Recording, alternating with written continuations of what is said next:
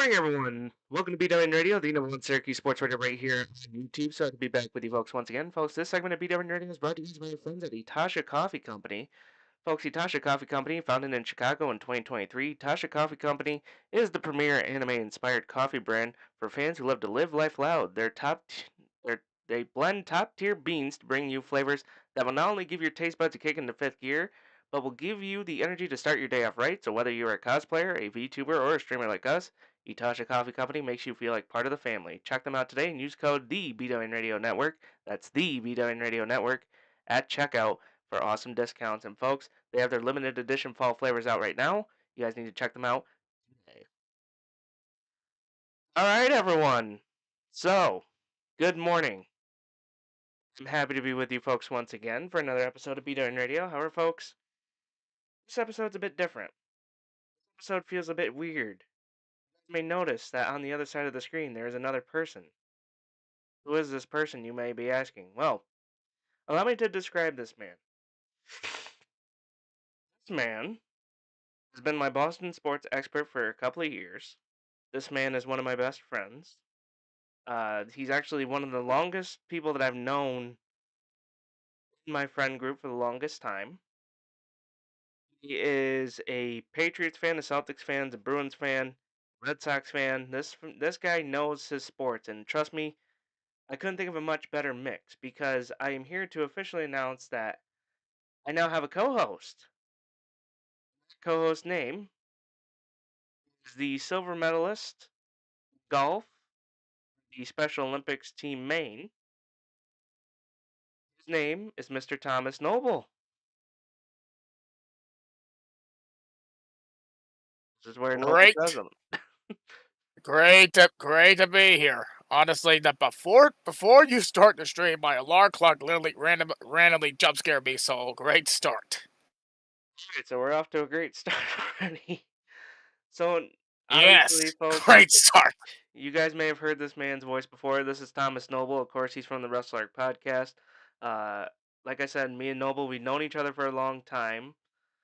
We've known each other. How long, Noble? I mean, it's been years because we've known each other ever since NFL days. That would be correct. Which, by the way, it kind of sucks that that league flop, but still. Uh, um. So yeah, so now Noble is gonna be my co-host for BWN Radio from now on. As you guys can see, we're making a few changes to BWN Radio, including the lower third moving graphic is back, which is another thing. We obviously have the split screen. We actually have the full screen sponsors now that I have to do the read for before every single segment. But of course, the one place that BWN Radio is going to remain the same is we're going to start with Syracuse Sports, and obviously, yesterday the Syracuse Orange took on the Duke Blue Devils at the JMA Wireless Dome in Syracuse, and you want to talk about a slaughter fest? I give you that game that took place yesterday as Syracuse comes out with a 38-3 loss, and boy, oh boy, did injuries prove to be the hugest factor in this game.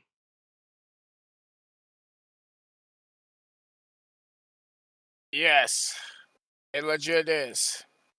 I heard about that game, and yeah. Syracuse cannot even catch a damn break, and also I think you need. Also, before I say anything else, you need to turn down my mic a bit because Desi said my mic is louder than yours. Really? Like this microphone, I gotta get a different mic because for some reason I can't really turn up my mic anymore. So my mic is at where it's at. I mean I would literally have to be like eating my microphone in order for you Yeesh. guys to hear me. So Yeah, makes sense. But Syracuse can't catch a break, honestly. Like the injuries always creeps in the wrong place and the wrong time, and especially in a game like this. yeah, I mean for folks that don't know, obviously Angeli He got hurt, so Syracuse was without their star quarterback. The defense was getting picked apart. What? Like, obviously, the Syracuse defense was getting picked apart left and right. They couldn't get anything going offensively. It looked like it was going to be a close game at first. Um, and obviously, the second quarter, Duke opened up with some big touchdowns. And then third quarter and fourth quarter, they pretty much sealed the deal from there. And obviously, I kind of expected this from Syracuse, considering the fact that when you have so many people on the injury list, which, by the way, they showed a graphic during the game in which Duke only had like 5 or 6 players, and Syracuse had like over 13. You can kind of see where stuff kind of went wrong. Yeah. You think? Yeah, I mean, and you want to talk about a game that was just obviously not Syracuse's favor. They only had 314 yards of total offense, and they led the game in turnovers with 3. Duke had 503 yards of offense with 0 turnovers, so they couldn't even get to the quarterback if they tried. Uh, I don't know what to say at this point. I mean, I know Syracuse is still above 500. They're 3-2 right now on the season, but their next game is against SMU, and they need to step up big time coming into that game because now it's gonna be a rough one. If this is going to be how the season's going to be, that game against SMU is going to be the toughest game to probably watch because I think that's when Syracuse falls to 500 right there. Yeah. Pray to God that this game would be closer than the previous one against Duke. Obviously, like we said, we can't blame Syracuse because of the injuries that have happened, and obviously, like we said, injuries played a huge factor in this. But also, you got to take accountability. Collins, who he tried to get things going offensively through the air. He was connecting with Cook. It looked like things were working out that way, and it just didn't happen. And honestly, I don't quite know how I don't quite know how Syracuse can sit there and say, "Oh yeah, that was a great performance," even though it was not a great performance. It was one of the shittiest performances all season. But Coach Brown, he's trying to keep his team vitalized. He's trying to keep his team motivated, but it's a long road. It's a long road from here. The schedule only gets tougher from here. Yes. Now I want to take a look According at to or what's up. I was about to say, according to the schedule, it's not in your damn favor. No. But speaking of not in favors, let's take a look at the college football schedule from yesterday. And obviously, that was an interesting day of college football as a lot of top teams took some losses. And of course, I want to start with your team, Noble, which of course is USC. They took on number 23 Illinois in a matchup that was right down to the wire.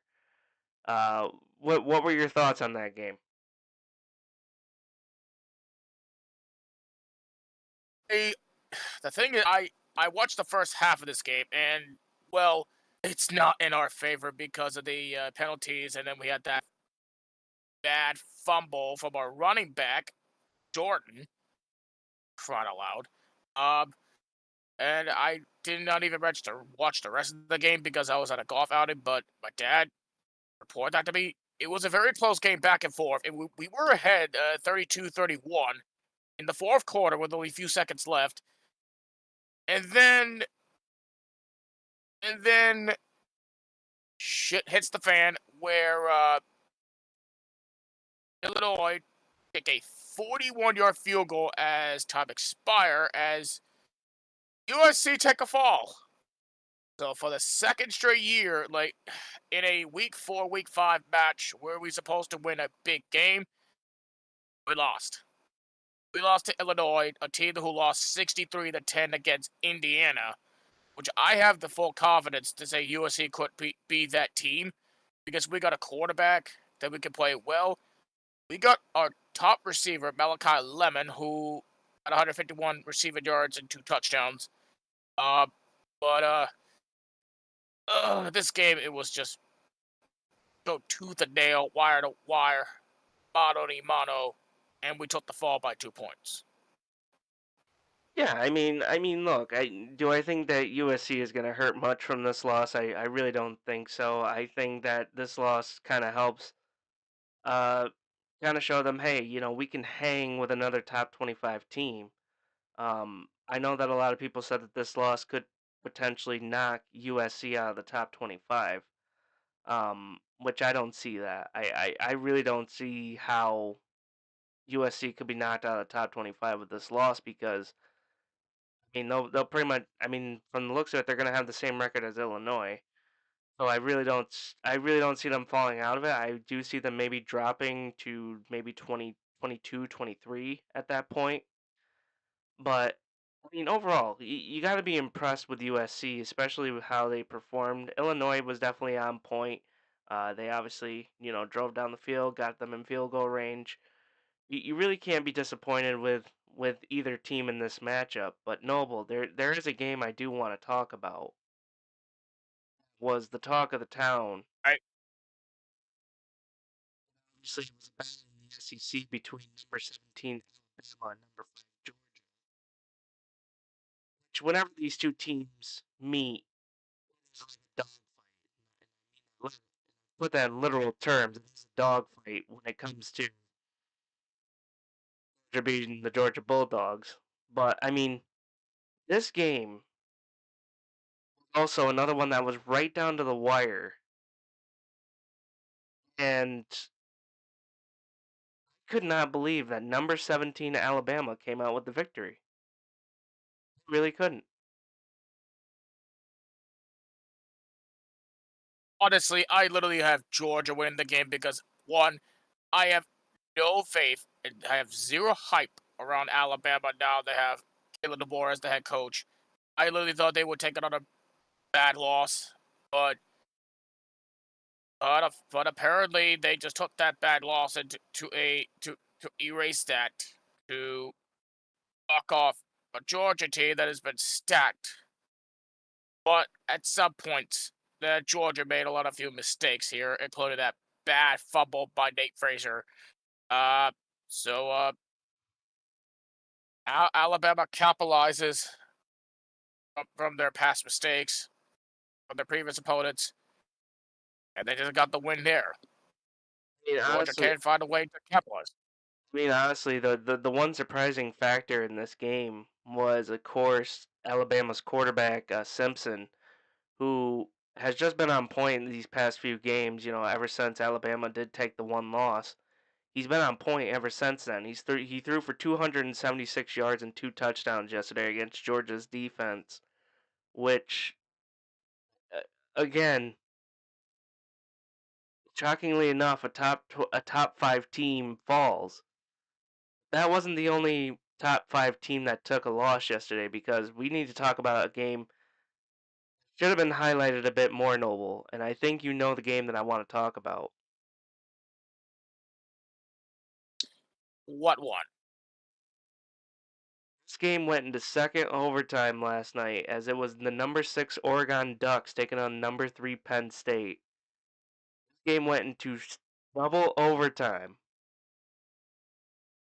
in a shocking upset. The Oregon Ducks knock off number 3 Penn State 30-24.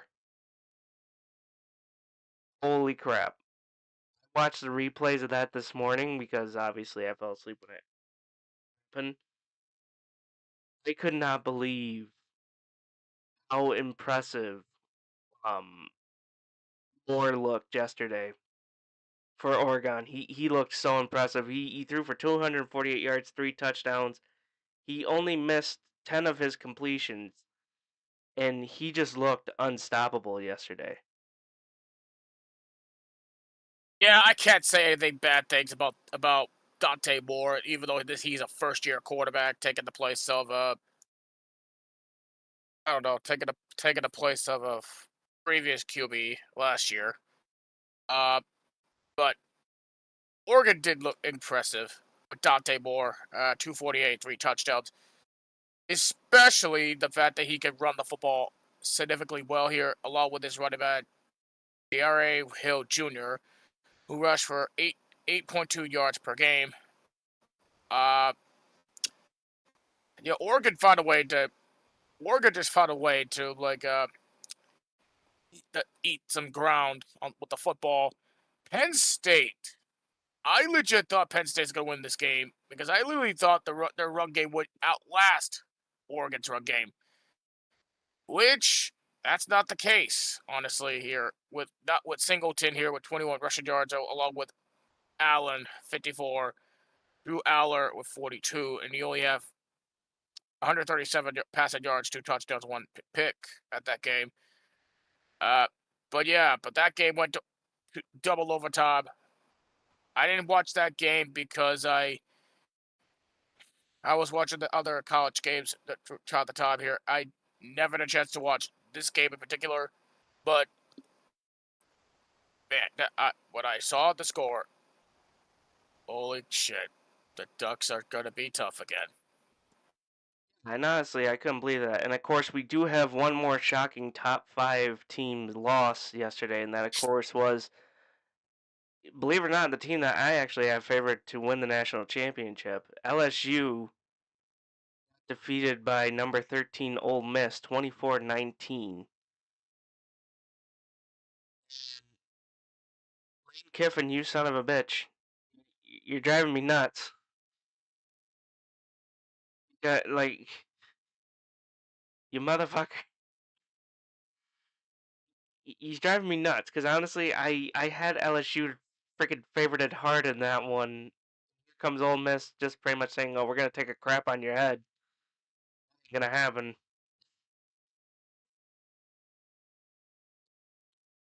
Yeah, like I was stunned that Ole Miss won this game, even though they had to replace their starting QB with Trinidad Campbell, who, believe it or not, is a Division II national champion for the Ferris State Bulldogs last season. He transferred from Ferris State to Ole Miss. And how do you look at that game? His run ability. Match what Ole Miss really expect this season. And to replace Jackson Dart last year, you need to keep Trinidad Campbell as your starting quarterback if this keep this up. Ole Miss does. I literally thought Ole Miss is the. I said this to myself before the season began. I think Ole Miss is going to digress this season, but it does not look like it. Ole Miss looks like still a brand new football team that it could still on its new legs. Yeah, that I definitely agree with. All right, so now we're gonna jump ahead to Week 6, Noble. We're heading into Week 6 of college football, and of course, some of the big games that I have highlighted. Of course, we have a battle in Miami, or we have a battle in Florida. As it's gonna be number 2 Miami taking on number 8 Florida State. Noble, I gotta get your answer on this one. Who do you see winning that matchup between number 2 Miami and number 8 Florida State? Well, if I want to be brutally honest with this one here, since Florida State lost to Virginia, which I watched that game, Florida State just literally just beat themselves up because of those turnovers and so much. I see Miami winning this game. Believe it or not, because Carson Beck, ever since he transferred here from Georgia to Miami, he looks very good. Most people say he's going to be bad ever since he transferred to Miami. Their offense has been electrified ever since that first game where they defeat Notre Dame. And Carson, even though he played one of the bad games here, and that is against Florida, still their run game managed to win this game. Their defense managed to win this game. I have full trust in Miami to win this game, and not only that, this is going to be call me crazy with this one here. I think Miami is going to be one of the teams in the ACC could win this conference. Ooh. Yeah, I mean, obviously Florida State took a harsh loss to Virginia this past week, and obviously it was very tough for Florida State to really establish themselves back, especially after what happened the past couple of seasons. But I think that this game is going to be a lot closer than I honestly think it will be. However, I'm going to go with your pick, Noble. I'm going to say Miami comes out with a win in this one. I do actually have Miami to win the ACC. Um, I do believe it's going to be a lot closer than what I believe. I think Miami's going to, have a potential game-winning drive, come down and get their guy in field goal range for potential game winners. So I'm going to pick Miami, but I think it's going to be close. I think it's going to be tooth and nail, two defenses going at each other.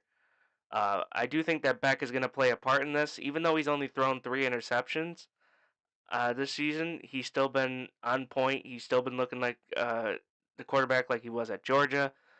I think he's going to do great for Miami, and I think that this game is going to be a proving point. Absolutely, for sure. If Beck improves his game more and more this season, who knows? Could be a draft pick next year, maybe. The next matchup that I actually have highlighted for next week is actually this one. Number 19 Michigan takes on Wisconsin, and obviously they're going to be in Ann Arbor for this one. Wisconsin is 2-2 in the season. Michigan is 3-1.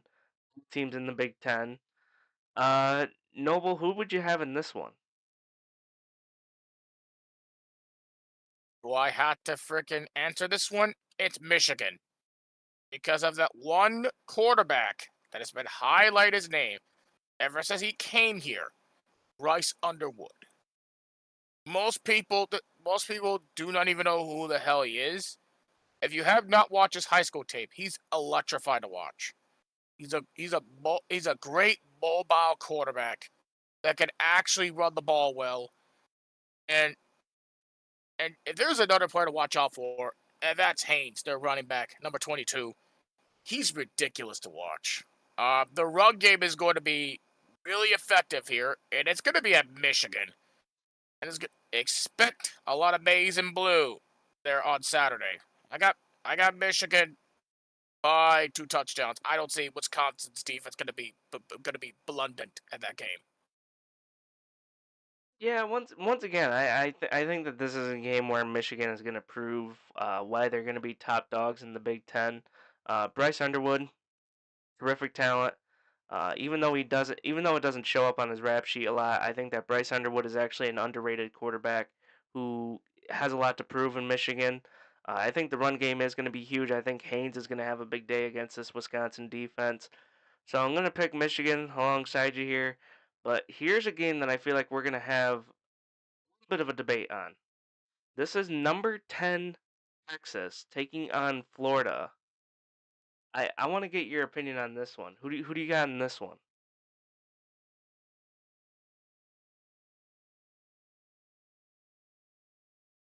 This is going to be a tough. This is legit tough with this.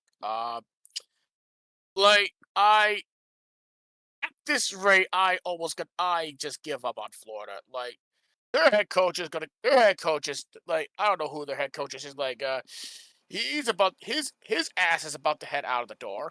Um, but at the same time, Texas has been a big disappointment to me. Their first game against Ohio State, they blew it. And the next 3 games, they actually won. They two of them was against cupcake teams. I don't know who they faced last week, but they need to beat a true SEC team. So Arch Manning can be good. And I'm sorry, Florida is just not that good this season. And I'm sorry. So with that being said, I got Texas. I have no faith in Florida. No faith at all. And if Florida loses the game, Billy Napier, the head coach, your ass is out of the door.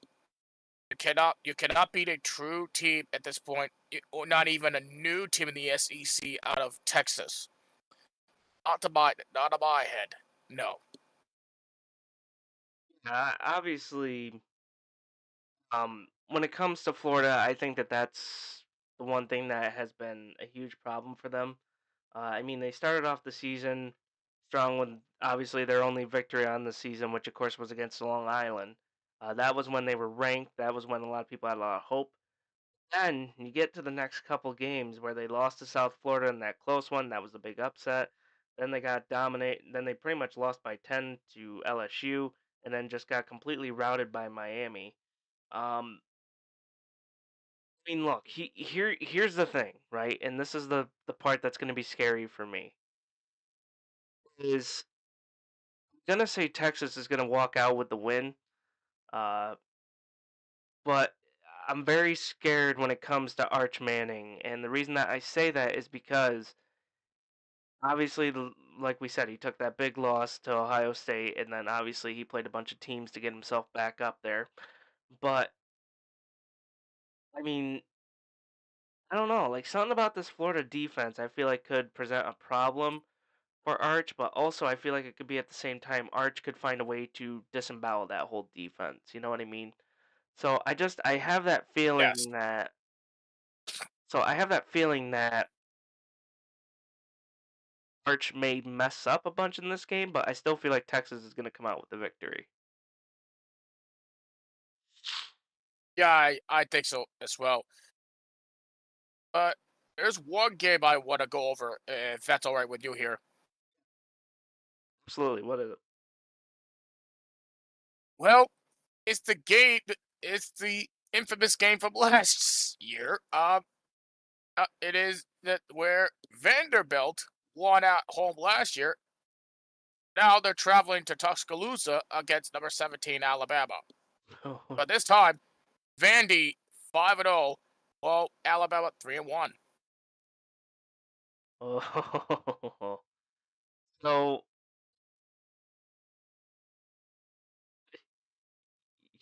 I can't believe I'm about to say this, but Noble, I'm predicting upset. What? Predicting an upset. As impressive as Alabama looked against Georgia, Vanderbilt 5-0. Quarterback has been impressive so far this season. Diego Pava. He has 13 touchdowns, 3 interceptions. Also the leading rusher on that team, which is even more insane. I hear upset alert. I'm hearing an upset alert, Noble. And I think that Vanderbilt is gonna beat Alabama at home.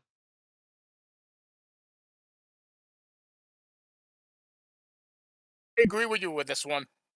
Since they beat them at since they beat Bama at home last year, why not beat them and ruin all the Alabama girlies' hearts? Give me Vanderbilt in an upset. Oh, this week in college football is gonna be interesting because now, obviously, of course, some other top matchups. Obviously, we got Georgia versus Kentucky, which that could potentially be a good one. Let me see here. Yep. We got Penn State. They got to take on UCLA, which it's gonna be a. Come on, we already know how that's gonna Easy, go. easy game because I'm sorry. Nico Miliava, worst quarterback, almost overrated quarterbacks in college football. I'm sorry. And he's about to take that bad fall.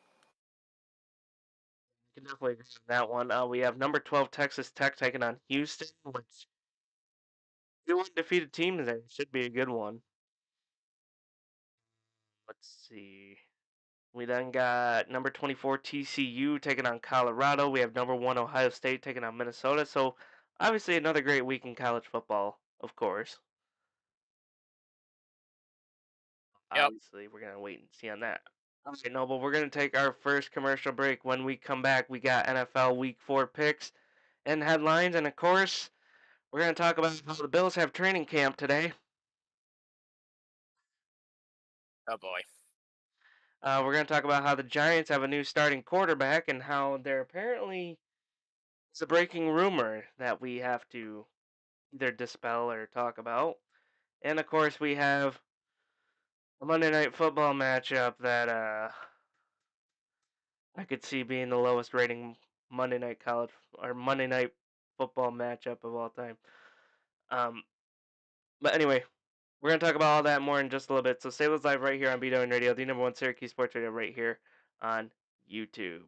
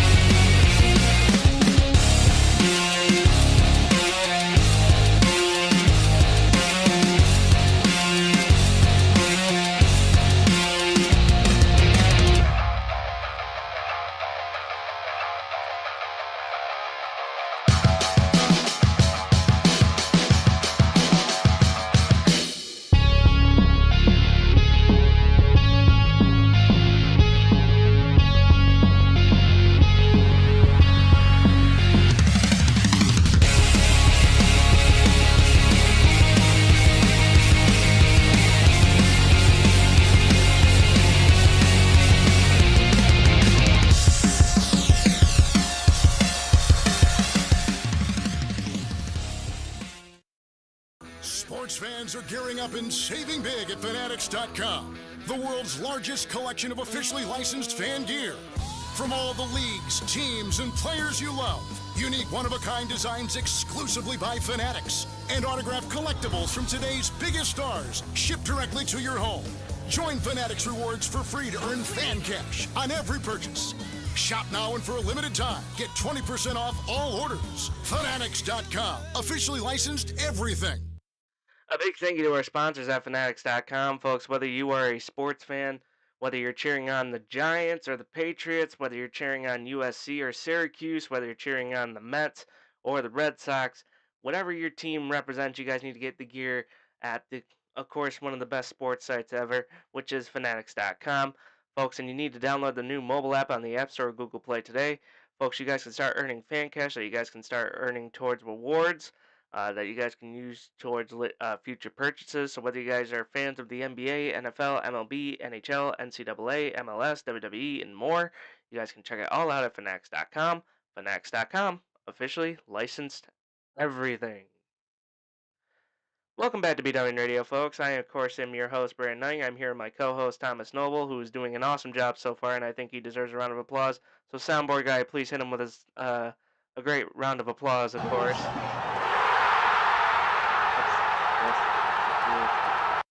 All right, good job. All right, Noble, how do you think you're doing so far? I mean, with all the nerves kicking in before we started this, I honestly hope I'm doing a good job. I think you're doing an awesome job, man. All right, so now, Noble, it's time. Time to talk some NFL football. And of course, Yep, believe it or not, here we go. kicking off in just about 2 hours on the NFL Network and NFL Plus, we have the Vikings and the Steelers. Aaron Rodgers, of course, going up against JJ. Well, wait a minute, no, not JJ. Who's Carson Wentz. taking on Carson Wentz? And of course, that game is over in Dublin, Ireland. Which, Ireland. by the way, if anyone have seen, apparently the Vikings had great accommodations, while the Steelers, I guess, had to travel. Had very interesting travel plans. Yeah. Yeah. Oh, jeez. Fucking God. Oh, jeez. I never laughed so hard when I saw the videos, because people were posting videos of like for folks that don't know, obviously, NFL players are expected to travel like the highest accommodations and stuff like that, right? So the Vikings posted a video of how they're traveling, and the Steelers then posted a video of how they're traveling, and night and fucking day, I guess is the best way you could put. Yeah. Oh, jeez. But anyway, that is the game that's going to be kicking off the NFL weekend. So, Noble, of course, let's get into our picks. Who do you got in that matchup between the Steelers and the Vikings over in Dublin, Ireland? This is an easy pick for me because I'll go with Minnesota because last week for Pittsburgh, they did not beat the Patriots because my Patriots just beat themselves up. They didn't even look at that impressive. They're not even this. They're not even a different team. Rodgers is look like he's just beaten out. The defense is still weakening here. While Minnesota, yes, I know they have like they don't have McCarthy, but they got the second best option, a veteran quarterback named Carson Wentz, who has got some weapons for him. So, and the defense is going to be completely dangerous this morning in Dublin. So I'm going to say Minnesota by 2 touchdowns. Really? So, this is where you and me are actually going to disagree. I think that Aaron Rodgers uh, is trying to play his best football right now, and I feel like Soda just has a lot of injuries on that side of the ball, where Aaron Rodgers will probably find a way to make some miracle play happen over in Dublin. Even though he's not very great in international games, I still think Aaron Rodgers and the Steelers are going to come out victorious in this one. I think it's going to be close. I know that they say that Minnesota is actually favored by 3 in this one. I think it's going to be the other way around. I think that the Steelers are going to have a game-winning drive, and I feel like Aaron Rodgers and the Steelers are going to come out with a 3-point victory. Okay. So now to the 1 o'clock games. Of course, I want to start, of course, with Buffalo Bills training camp as they're taking on the goddamn New Orleans Saints.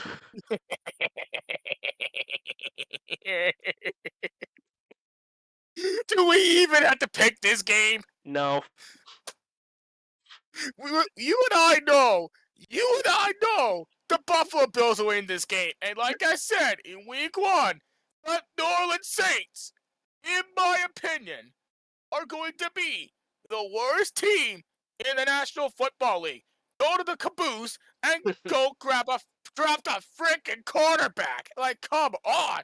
You got just this will go 0-16 if all I fucking care. I'm not gonna lie, me and Noble we're sitting here in a VC with our friends, and the entire time Noble was watching it was the Cowboys taking on the Bears. Bears. And, well, he was watching that game. I was just watching the ESPN ticker on the website, and I look over. What the fuck do I see? I see that the Saints are already down 21-0. But they weren't even out of the first quarter yet. I was like, Jesus fucking Christ.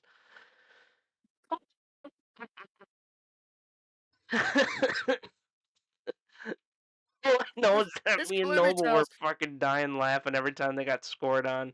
We were like, you gotta be kidding me. because the Saints are ass. That's why. This is a nice way of putting it. I want to say just straight up garbage. I mean, they got fucking routed by Seattle. It was 44-13.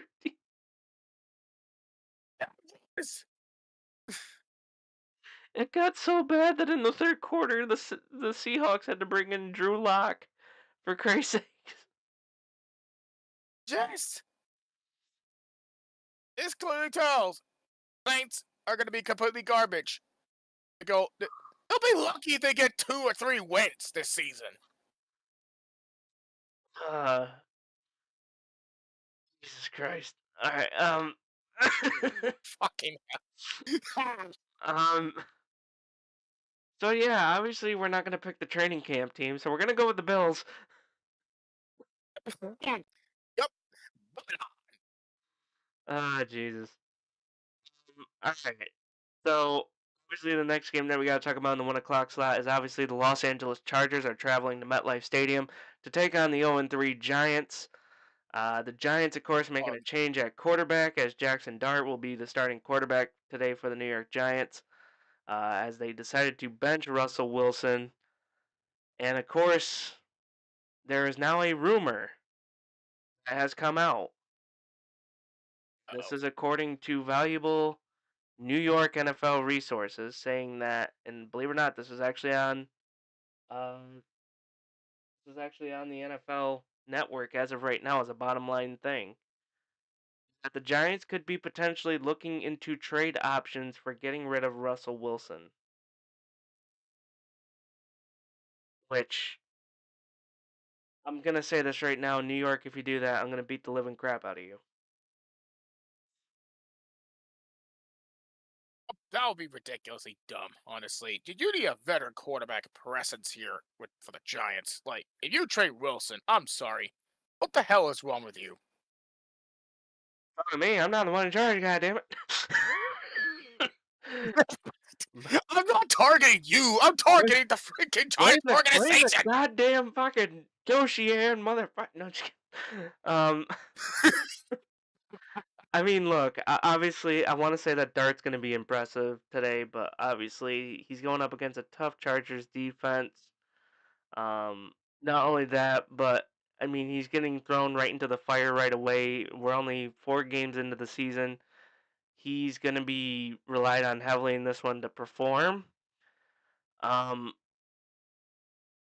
mean, look, you can go either way with this, right? I mean, the game. I don't think you go either way with this game, but I think how Dark could perform, he could either shine, he could crumble. And me personally, I would have stuck with Russ for one more game, you know, to see what he could have done. I mean, heck, I would have even thrown Winston out there for Dart, just to kind of save Dart a little bit here. But I mean, hey, if Dabo says that the Giants are going to rely heavily on him today, I'm hoping he performs well. I want to see him perform well because he is our future quarterback. I do believe. I believe that he will be. But um, let's see. I think that this is going to be the make or break game. Yeah, it is. But sorry, go ahead. What were you gonna say? No, go ahead, and I'll say my bit later. For me, this is a you either win or the tabloids the next day are gonna say the Sheehan and Dabo.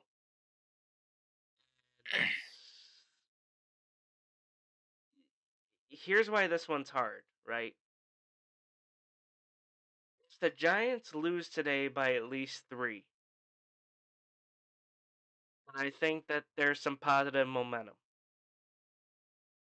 Problem is not on the offensive side of the ball mostly, it's on the defensive side because they don't have any corners that are really locked down corners, and Herbert's not going to be afraid to launch that thing today, especially against this weak New York Giants defense.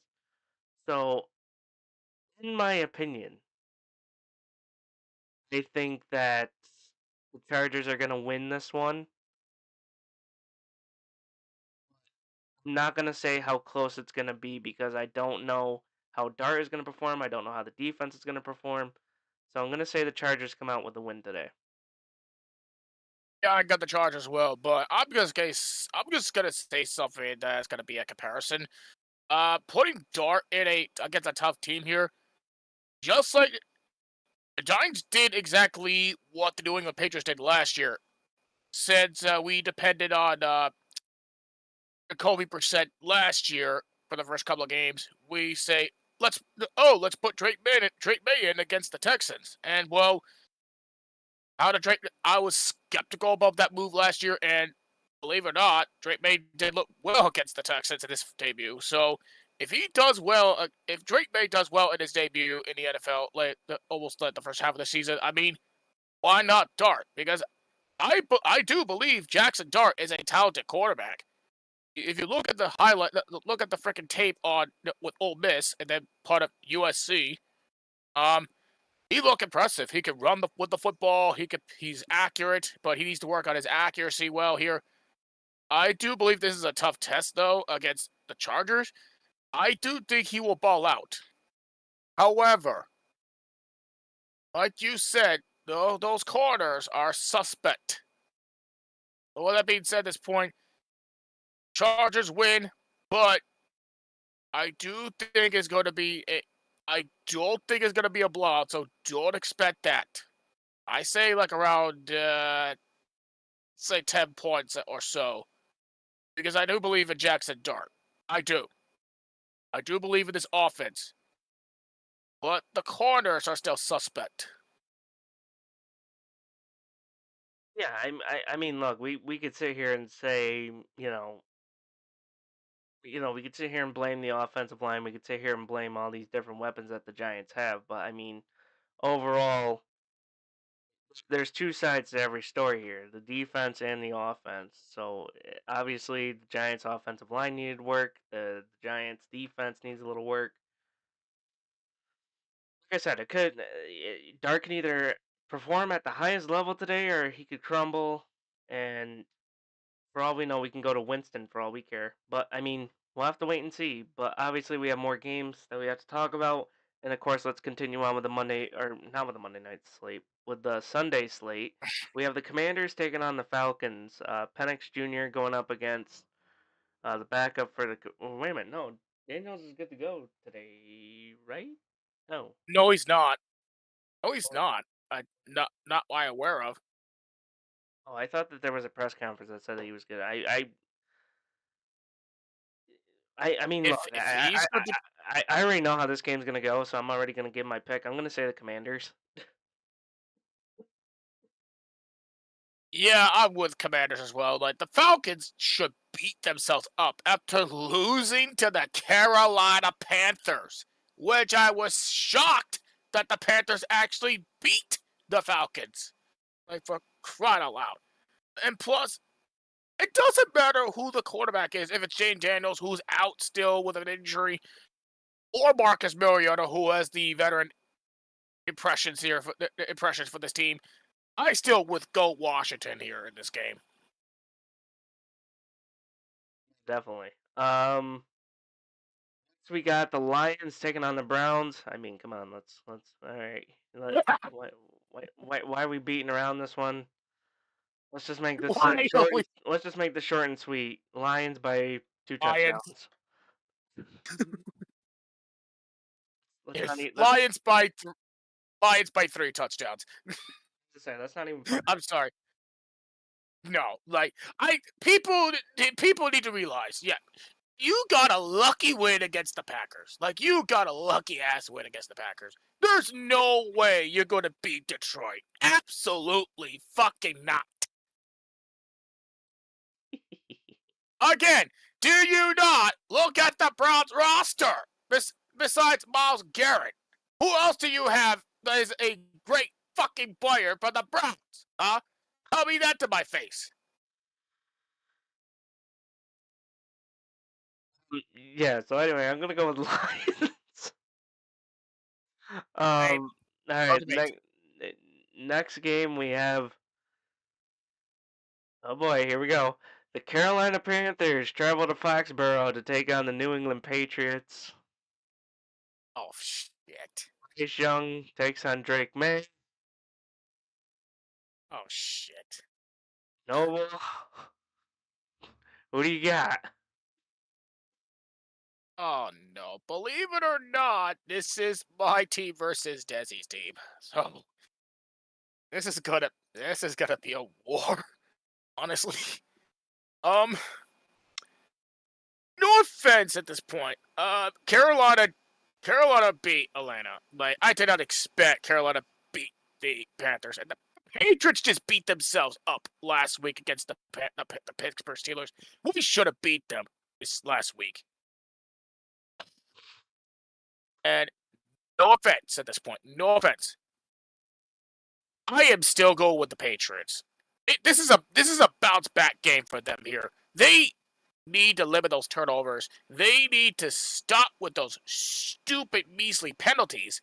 If they literally just keep up with the penalties here on the defensive side of the ball, what they did in the first half of last week's fucking game, I will go hee-haw, hee-haw, hee-haw at their freaking offensive line. For crying out loud, dude. Like, Jesus Christ. Like, I have never been this angry over those stupid penalties on the defense, especially the offensive line, which I keep bitching and moaning about the stupid offensive line who has never been well-disciplined or anything like that. I don't see anything that in the New England Patriots against, I'm sorry, no offense here, against a bottom-feeding team like Carolina. No offense, Desi. No offense. I would go lose it.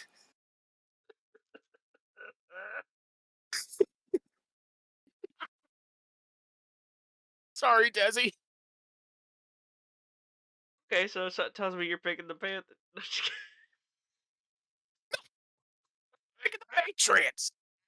Why I fucking ranted on here. Oh, God. Okay. So, here's my honest pick for this game. I think that both teams have problems when it comes to closing out games. I think that both teams, uh, even though that they have two talented quarterbacks that know how to play well, I think that both offensive lines have a little bit of issues.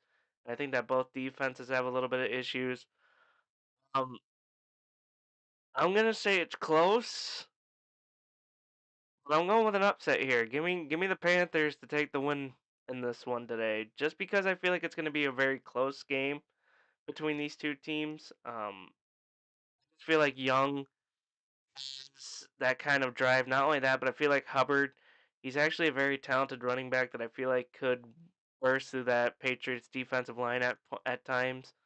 Um, but for me, I feel like it's going to be close. I feel like it's going to be like either a 2 or 3 point game. Um, but I'm gonna go with Carolina today. Chances are I could be wrong based off that rant that Noble just did. But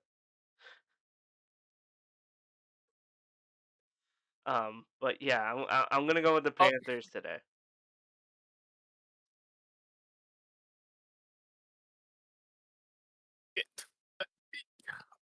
okay. Okay. Okay. All right. No comment. No fucking comment. I could be wrong. Drake May could have a fucking breakout performance today, but I'm gonna stick with my pick. God damn it. Yeah, the thing is, Drake May's going against his favorite team when he was young. Okay? Jesus. um. Next, apparently, this is Fox Game of the Week. Can't even believe this, which is the 1 o'clock thing. Means we gotta deal with Tom Brady on commentary. This is the Eagles taking on the Buccaneers. They're gonna be at Raymond James Stadium in Tampa, Florida. Believe it or not, the last time these two teams met in Tampa Bay was a playoff loss for the Philadelphia Eagles. Yes. Noble. Baker Mayfield versus Jalen Hurts. The tush push versus a very tough defense. Bucks. The only team that really has had a recipe of stopping the tush push. Noble, who do you got? Because I'm gonna tell you, mine. My pick is crazy. Okay. You may think that people may think I would go with the easiest pick here. No. This is no easy pick. With that being said here, I'm taking the Bucks in an upset. All right, so you gone Because crazy. So you gone crazy with me because I also have the Bucks. yeah, they know how to stop the tush push, which every NFL team needs to know how to stop the damn tush push. If you don't know how to stop and you want to complain about the tush push, shut the fuck up and just practice how to stop the stupid tush push. But like what Tampa Bay did in the playoff game, Tampa knows how to stop the tush push, which I think they will. Their defense has been good this season, and yes, No Mike Evans. So what? You got Baker Mayfield. You got Ibuka, the rookie from Ohio State, which I'm a big fan of here. You still got Kate Otten, your tight end. You still got your good decent weapons from Tampa. They can find a way to hold their defense, their secondary, can find a way to hold off A.J. Brown, Devontae Smith, and even Saquon Barkley. They will hold him to like about, let's say, 50, 60 yards or so. I say Tampa close. Look, I'm just gonna go ahead and say this here, right? And obviously, I've been asked this opinion numerous times about the tush push. Look, just because, look, I can obviously see why it's a dangerous thing. Obviously, you'd be pushing your quarterback into defensive linemen, and of course, your quarterback has a great chance of getting hurt, which so far it seems like Jalen Hurts has only gotten hurt a few times when this play has happened. But here's the thing, right? The Eagles have a really great team. They really do. I'm not going to sit here and sugarcoat it. The Eagles have a great offensive minded team. They have a great team that not only has an efficient play, but also has a very efficient defense as well. The problem here is it seems like every team has kryptonite, right? Like, obviously, the Bills, it's Kansas City. When it comes to the Eagles, and I just saw a statistic on the NFL Network, which was Jalen Hurts does not have a very impressive record against the Bucks. He's actually 1-4 against them. I just feel like the Bucks are trying to prove themselves as an NFC title contender. I feel like a great way to prove that is today. So I'm going to say that the Buccaneers are going to have the best defensive game that they've had in a while, and I think that Baker Mayfield is going to be even more impressive today, considering the fact that he hasn't thrown an interception at all this season. He's thrown for 6 touchdowns, no interceptions yet. I mean, to me, that's even more impressive. Yeah, ever since Baker headed to Tampa, after Tom Brady left, he looked damn impressive. People say he's going to be bad there. Like, don't knock until you freaking try. Jesus Christ. But yeah, obviously I'm gonna go with the Bucks today, and my opinion on the tush push is this: just because you guys don't find a way to stop it, doesn't mean that it should be a banned play. Okay. Yeah, it's a legal football play. If you complain about it, I'm sorry. I'm gonna give you a baby bottle so you can shut up. I would understand if Jalen got seriously hurt from it, like he broke his leg or he took a massive headshot that gave him a massive concussion. So far, nothing big has come out of it, so I'm gonna say that the play is fine. It's just teams need to find a way to stop it. Yeah. Yeah, it's a legal football play, and I did discuss this with a friend of mine for a Patriots podcast that we did the start of the summer.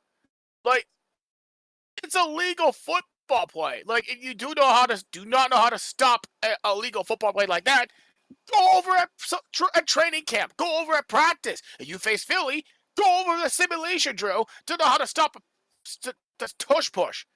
Not complain about it and complain to the NFL, ban it like little kids who want candy and stuff here. Grow up. All right. Up next we have the Titans taking on the Texans. 2-0-3 teams going up against each other.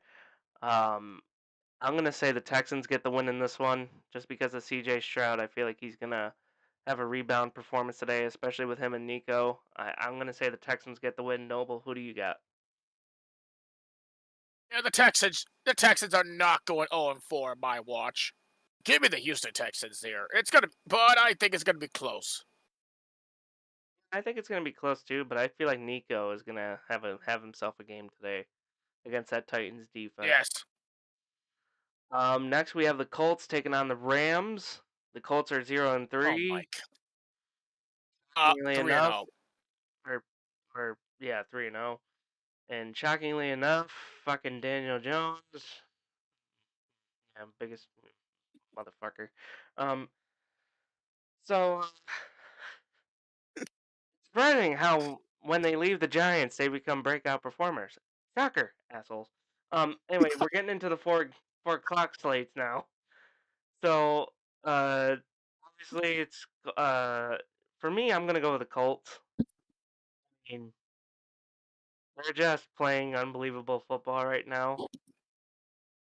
I mean, they just look like an unstoppable team. So I'm gonna go with the Colts to get the win there. Yeah, you could say that, but I think the Colts' magical run's going to end. I got the Rams. Really? Yes, because they're at SoFi. Matt Stafford's going to ball out here. Kyron Williams is going to outrush the Colts' defense, in my opinion.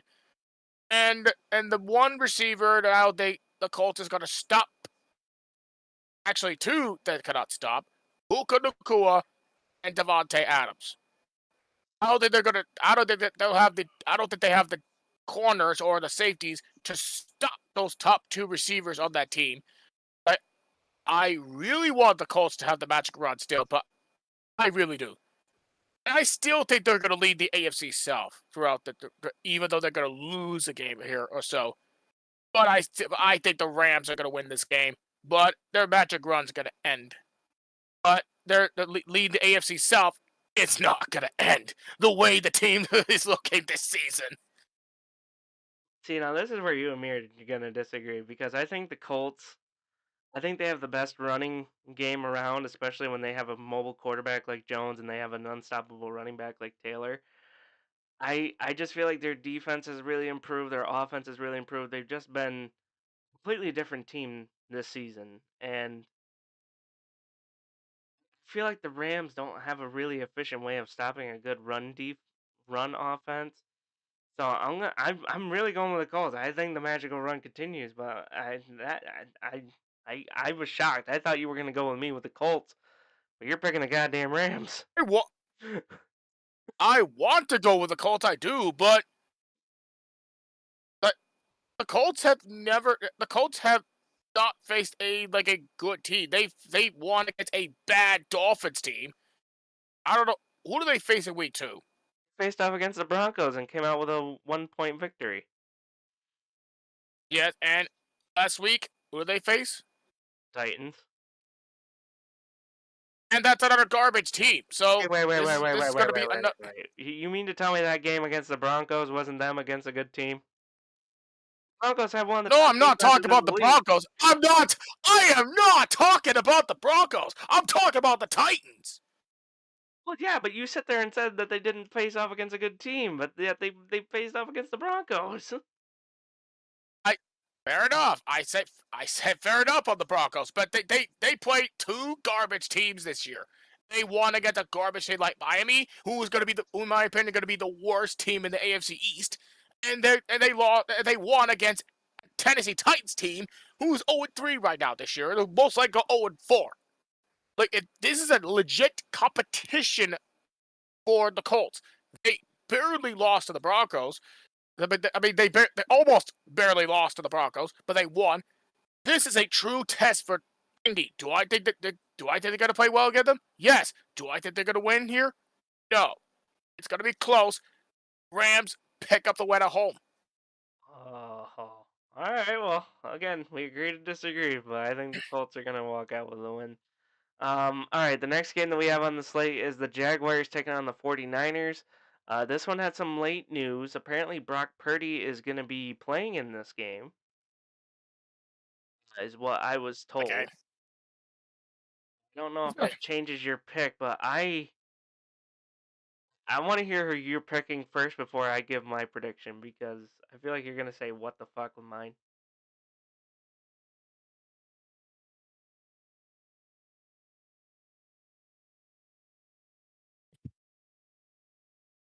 Well,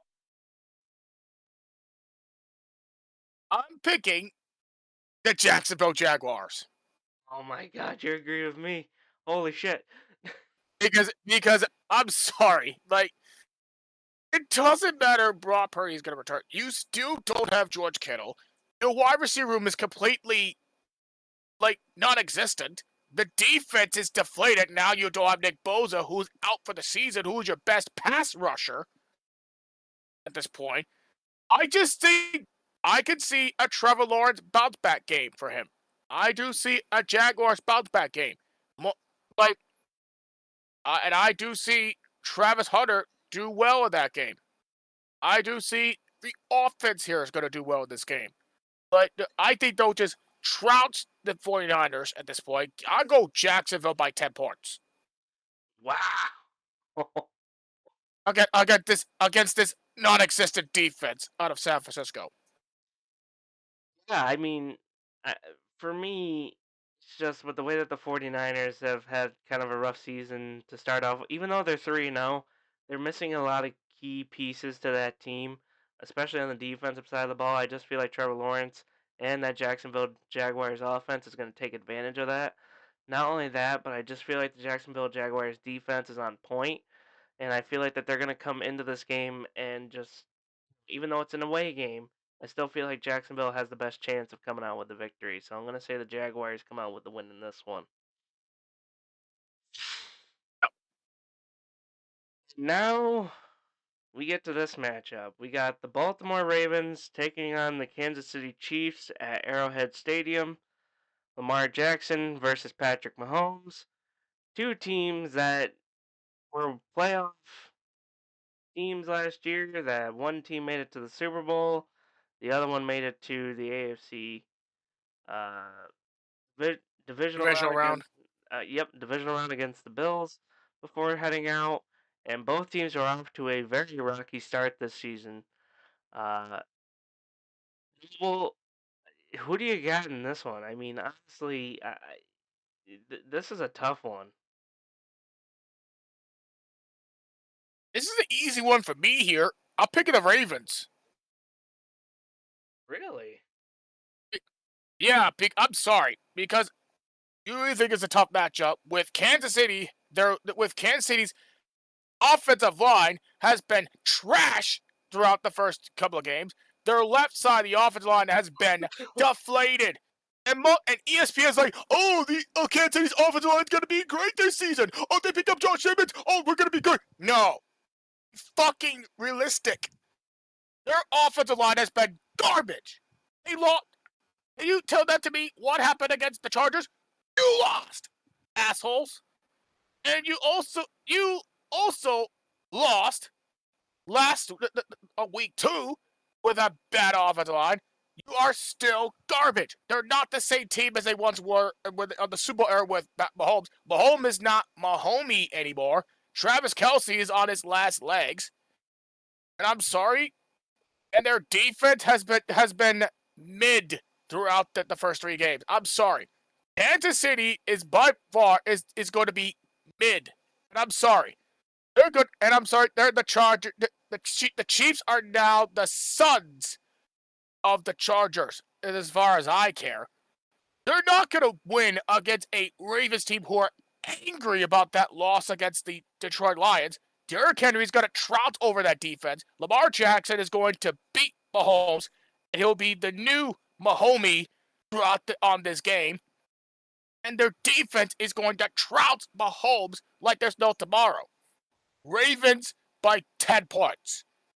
It's nothing more, nothing less. Because I'm sick and tired of hearing the Kansas City Glaze all season here at this point. Yeah, I mean, look, this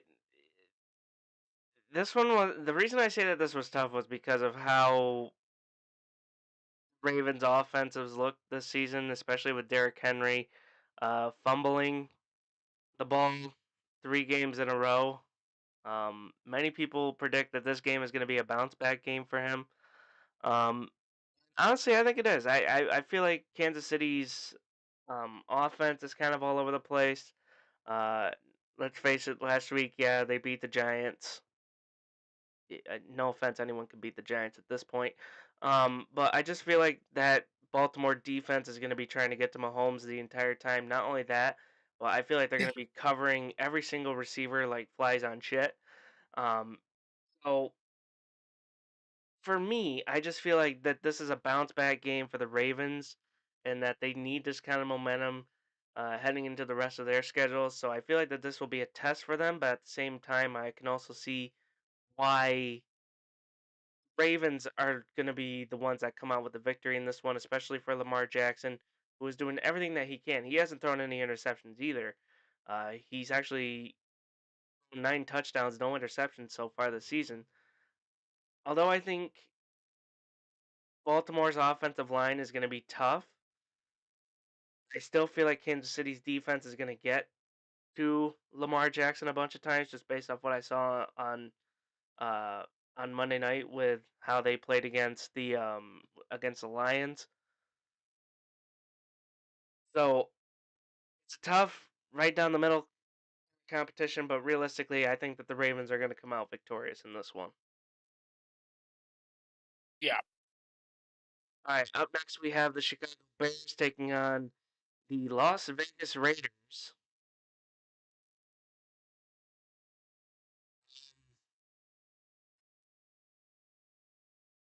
So I don't think that this one's in question as to who you and me are picking in this one, but I'm kind of curious. Who do you got?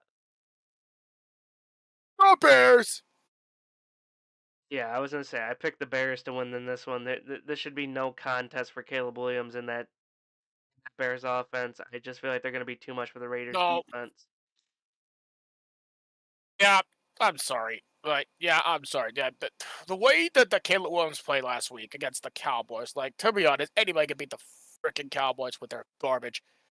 He looked very good here, and their receivers has been catching the ball a lot. So I think that they do that against this Raiders non-existent defense. Now we get to Sunday Night Football. What has been talked Oh, about, the most talked about matchup of the week, especially with what happened during the offseason. Green Bay Packers travel to AT&T Stadium to take on the Dallas Cowboys. Of course, the big headline here: Micah Parsons returns to Dallas, member of the Packers, as he'll be going up against his former team. Uh, Noble, who do you got in this one? Because for me, it's pretty obvious.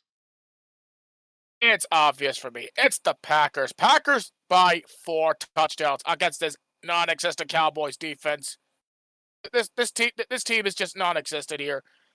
And even my fucking dad last week said, "Oh, the Cowboys are gonna beat the Bears. The Bears are gonna be bad." Dad, I'm gonna be honest with you here. Shut up.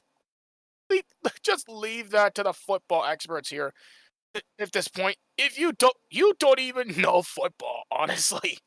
Like, if you think the Cowboys are gonna win this game, watch them. Watch how the Cowboys do. And how do they do? What's the one word I'm looking for?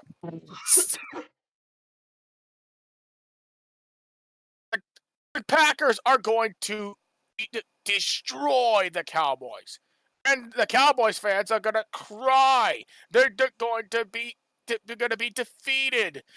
They said that before the season began, they're gonna be in the playoffs. They're gonna be the Super Bowl.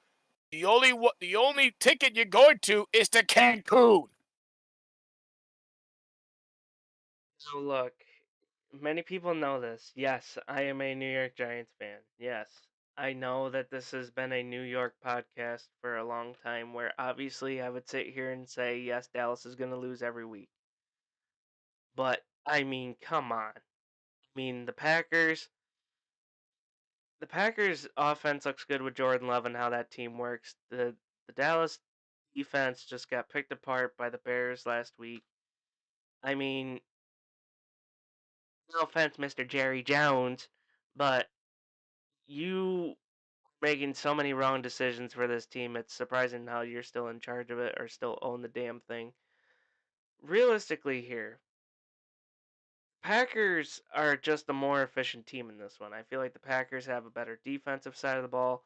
I feel like that the Packers going up against tough, I don't even want to say tough Dallas team because honestly, with the way that Dallas team looked last week against the Bears, yes, they were only able to hold the Bears for however much they could, but I mean, the Bears completely just dominated that game. start to finish. And anyone that says that they didn't, I mean, look at the final score. 31-14 was the final last week. Realistically, Micah's going to look for revenge this game. He's going to look to get to Dak Prescott, hit him hard. I mean, Dallas is going to try everything they can to slow down this tough Green Bay defense from getting to them, especially trying to slow down this tough Green Bay offense. Well, realistically, if we're going to be serious here, Packers are the more efficient team in this one. The Packers have a more efficient offense, have a more efficient defense, and I just feel like that Micah is going to find a way to get to Prescott, and I feel like that the entire Green Bay defense is just going to find a way to just close down the Cowboys' offense. Realistically, looking at things, I'm going to say that it's going to be, in my opinion, the Packers coming out with a 2-touchdown victory against the Dallas Cowboys. Yep. I don't even want to talk about this next matchup. Can we skip it? What? Why do we have to talk about the two teams who are going to be the bottom feeders in my division? And those two teams, of course, are the 0-3 Jets take on the 0-3 Dolphins on Monday Night Football in Miami. Tua Tagovailoa up against what we believe the report is Justin Fields. Tyrod Taylor.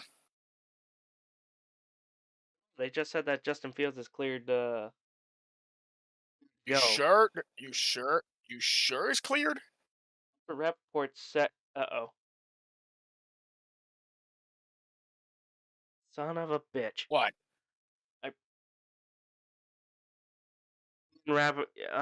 Folks, I'm sorry if I'm getting distracted here a little bit. It's just I'm looking at the NFL Network and they got Rappaport on. And Rappaport is confirming that the Giants are expected to have Russell Wilson as a trade candidate for the November 4th deadline. Son of a bitch. All right. Oh boy. Right. Anyway, back to this one. This barn burner matchup. Which nobody gives a fuck about this match. No, for some goddamn reason they're saying Miami is the favorite in this one. No, I'm sorry.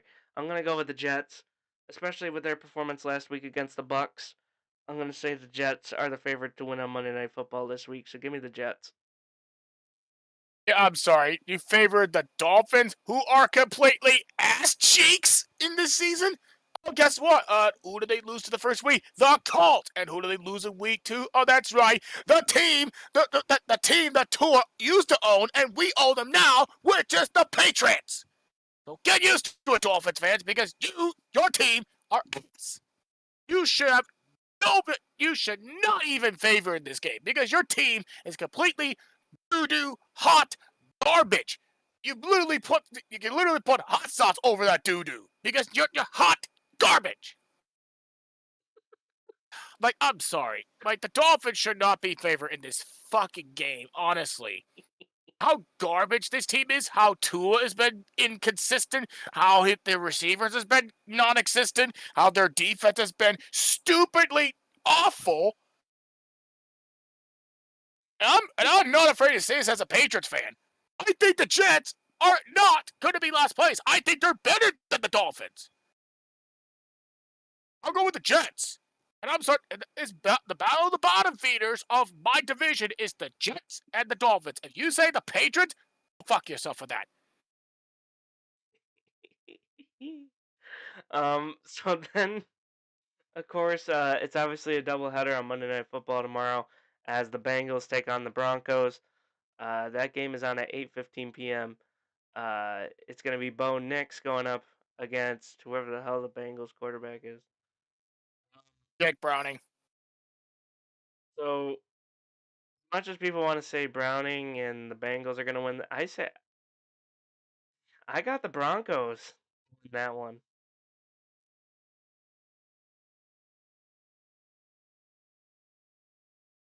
Honestly, yeah, I'm going with Denver as well because of that defense. They're scary as hell at this point. Denver has a good defense. It's the offensive side that scares me. Because Bo Nix, as talented as he is, Kid still has a lot to prove, especially with throwing Yeah, but 3 interceptions this season. at the same time, you're going against a non-existent Cincinnati defense. Their defense has been ass for the past 2 seasons. True. So I think Bo Nix is going to have a better season than what you expect, the better games than you expect. Because I'm sorry, I don't trust that Cincy defense. Not even one bit. Trey Hendrickson, who else do you have that can save this team from letting the opposing team score on offense? No one. Absolutely no one. Their defense, Cincy's defense has been ass for 2 straight seasons, and I expect them to be ass for the next couple of games. I don't trust that defense. They need to work out on that defense on this offseason, or possibly and I'm sorry, and I had to say this, trade Trey Hendrickson if you can't even have this team to work out well.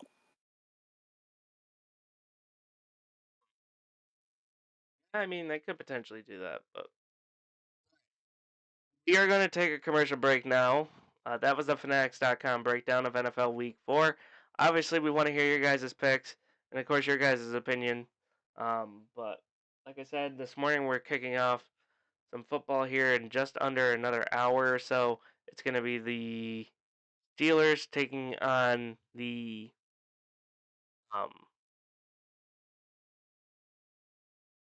who are the Steelers facing? Vikings. That's why. All right, so we're going to take a commercial break. When we come back, we have the WNBA playoffs we need to talk about and how one coach's comments got her suspended for Game 4. And boy, oh boy, is it not a good time if you are a Lynx fan. We'll talk about that in just a little bit, so stay with us live right here on beatdown Radio, the #1 Syracuse Sports Radio, right here on YouTube.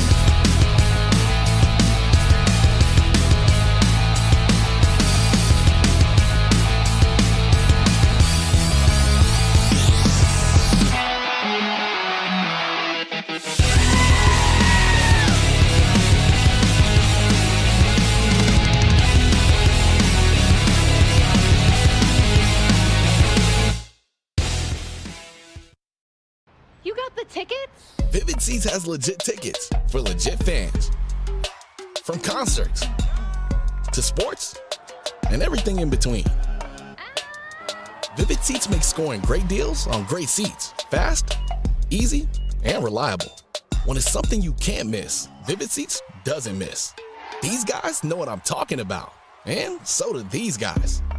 Vivid Seats, the only ticket company that rewards you for buying. Big thank you to our sponsors at Vivid Seats. Folks, check out vividseats.com or download it on the App Store or Google Play today to find the best tickets for any concert or sporting event that you are looking to go to. Folks, the MLB postseason and, of course, the NFL season are in full swing, so make sure you folks get tickets today and make sure you folks gear up for awesome tickets with Vivid Seats. Big thank you to Vivid Seats for being a proud sponsor of BWN Radio and the BWN Radio Network. All right, so me and Noble, we are back this morning. Noble, I'm not sure if you saw this, but the WNBA playoffs are in full swing as the semifinals continue today with 2 big matchups, Noble. I want to get your opinion on them because I want to talk about Usually we don't start with the late game first, but we got to start with the late game first because there's some news coming out of it. And that, of course, is the Phoenix Mercury are taking on the Minnesota Lynx today. And there is some breaking news coming out of that, which, of course, is head coach Cheryl Reeve of the Minnesota Lynx is going to be suspended one game due to her conduct and comments during and after Minnesota's 84-76 Game 3 loss to the Phoenix Mercury in the WNBA semifinals, the league said yesterday. Well, I'm not sure if you saw, but did you happen to see the ending of that Game 3? A little bit, but you can refresh my memory here. So it was pretty much the final play. Minnesota had a chance to do something on offense or try to get something going offensively. You could clearly see, and believe it or not, this was actually against Collier, who is like one of the best players for Minnesota. Um, like the final play of the game, one of the I guess I'm trying to find a way to describe it. So Phoenix pretty much went to steal the ball. There was a clear foul there. Like it was a foul all day. Like anyone who watches basketball would clearly know that that is a foul clear as day. Like clear, like as clear as it could be. Uh, in case you're wondering what happened, pretty much this. Reeves was ejected in the final seconds of Friday's game after the Lynx forward Collier's left leg made contact with Mercury guard Alyssa Thomas as Thomas went for a steal, leaving Collier on the floor in pain and grabbing her right ankle. No foul was called on the play. After Thomas scored, Reeves had to be restrained as she ran onto the court to berate one of the officials. She continued to follow and yell at him as he tried to walk away. She was assessed a second technical foul of the game, leading to her ejection. Um, she pretty much, uh, where is it here? It pretty much what she said here was, pretty much she said that they were pretty much ass. She went off on the referees in her post game press conference, and then it gets worse. All right. She pretty much said this: if this is what the league wants, okay, but I want to call for a change of leadership at the league level when it comes to the officiating. She says the officiating crew that we had tonight for the leadership to deem those three people's semifinal playoff worthy is fucking malpractice. Whoa. So then the NBA referees, which is National Basketball Referees Association, posted a clip of the play on X with a description of why the officials were correct not to call a foul. Here's pretty much what the post said. This is not a foul.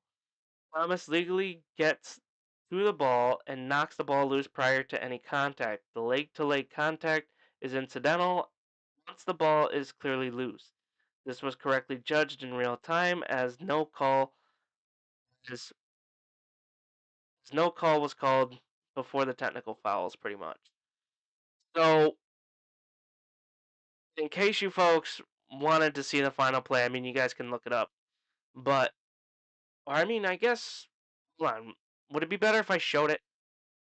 You think it would make more sense if I showed it, Noble? It makes more sense. I need to see this. Hold on. Let me find the clip here. Okay. So, let me pull it up here. Okay, so this is the video. Pretty much the final play. Let me try and pull it up on my... I'm going to try and put it up on stream. So you may be delayed from seeing it a little bit here, but yep, okay, there we go. Okay, so I'm just gonna put it over our faces here for a minute. Okay, so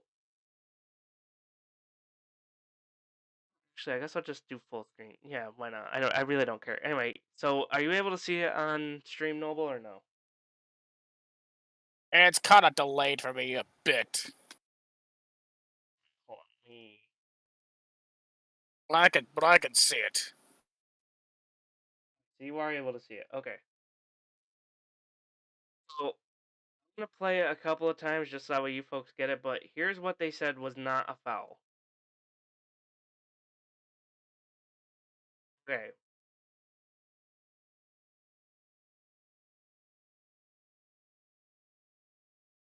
So again, let's watch it one more time. See if this was actually a foul or not. Ready? Here we go. One more time.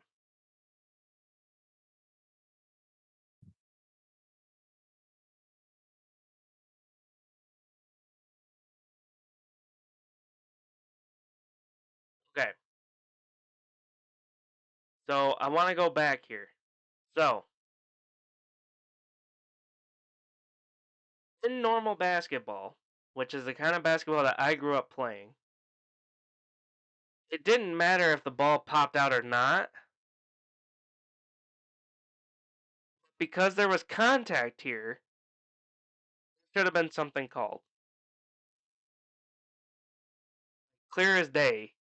Something should have been called there. But they're saying because the ball popped out, prior to that there is no call.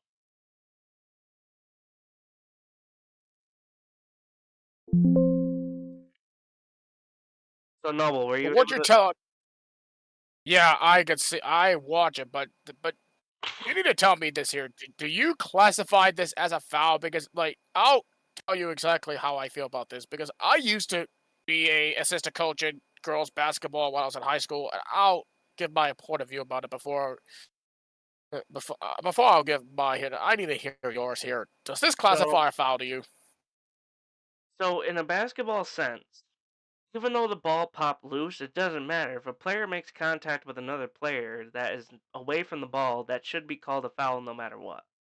That's how I grew up watching basketball. It was if two players collided, even though the ball was not involved, it was still called a foul. Trust me, I remember this because when I played basketball, I remember colliding my knee with another player, almost as similar as this, and this player was called for the foul, and I had to go to the line and shoot too.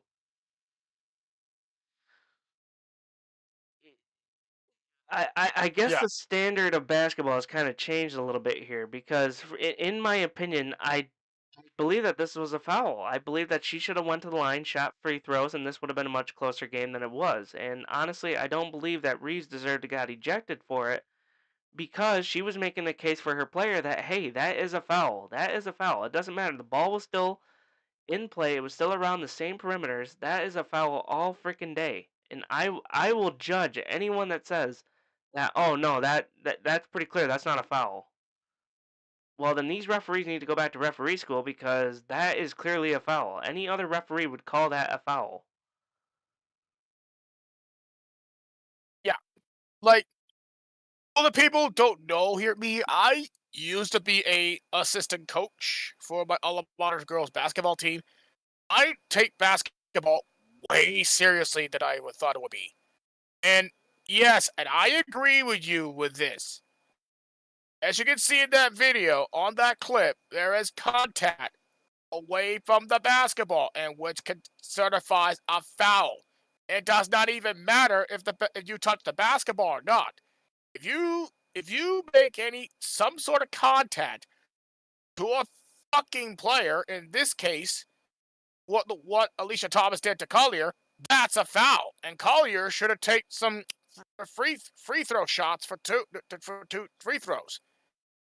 And Reeves does not deserve to get ejected. She made her opinion. She stated her case, defended her player, and I'm sorry, the referees are the biggest bag of dicks. I mean, yeah, here's the worst part about this, right? And this is confirmed that Collier is actually ruled out for tonight's game 4 against Phoenix. Which makes it even worse because she actually got injured on that play. Like she got injured. Like there was a player that got injured, and yet we're not worried about it. It's like you could clearly see that that foul led to an injury, and yet the referees are saying, no, that's no foul. She got injured on her own. Really? Come on, man. Yeah, yeah. This is the referees always be dicks in playoff basketball because I had to witness that when I was on the bench, assistant coaching as a varsity consultant for girls basketball. Like where I live, playoff basketball in Maine always gets chaotic. There's a lot of missed calls and some stupid fouls at this point. But in this case, there is a non-call. In this case, that should have been a foul. Collier is injured. Like you said, she is out for Game 4, which is a worst case scenario for the top seed of the Lynx. Now she will be without a player because of the mercury, and all that because of the stupid refs. Refs need to get eye tested. They need to get drug tested. They need to go to referee school because they are completely low IQ. There, I said it. They are low IQ. Get back to school. If you want to be a I'm blind. I'm deaf. I want to be a ref. For crying out loud, man. I mean, look, and again, we're just stating a fact here. Like no offense, Noble was on the coaching side. I was on the playing side, and like I said, I've seen many players get hurt because of poor officiating. I've seen many players, you know, coaches and players get hurt or ejected because of poor officiating. This right here had to be more poorly officiated than anything. And anyone that says that that is not a foul, I would highly disagree with you. And I highly disagree with you stating the fact that if a player didn't get injured, guarantee you that this wouldn't be talked about. But because the coach had the balls to storm the court, which by the way, I'm completely on her side. I really am. I am completely on her side. And the thing is there have been several complaints against the WNBA officiating this season. Las Vegas coach Becky Hammond voiced her issue, uh, the physicality in the playoffs. Not only that, but we've also been talking about the officiating when it comes to the regular season because we saw Caitlin Clark take a bunch of hits this past season, which kind of led to her getting injured most games and pretty much her being out for the rest of the season. The officiating here in the WNBA really does need to be improved to the same level as the NBA. I mean, the fact that we're sitting here saying that we're okay with players getting hurt and we're okay with ejecting coaches just because the coaches is standing up for their players is ridiculous. I think that Oh, I think the officiating needs to be held at the same standard as those in the NBA, and I think it's completely ridiculous because now I guarantee you, if the Lynx get sent home tonight, it's not going to be because they lost this game officially. The reasons being and the motive behind it is because A, they were out their star player, and A, they were out their head coach. yeah. Also, poor officiating too. Don't forget about that.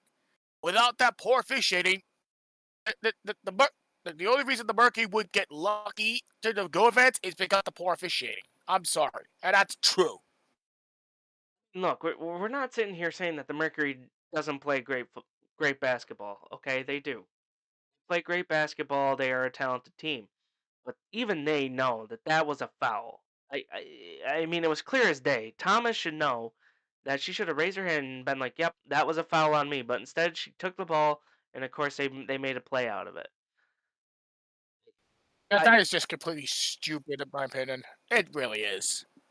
Yeah, On the it's player standpoint of view, and on the coaching standpoint of me here, when you make contact with away from the basketball, that's a foul, and the referee should know that's a foul. Do they know if that's a foul?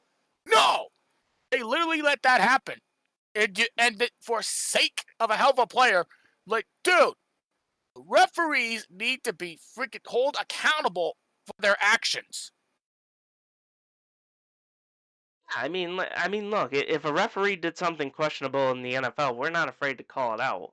Like, obviously, we would do the same thing with every other sport. I mean, we do the same thing when it comes to baseball. Like, we question the umps there.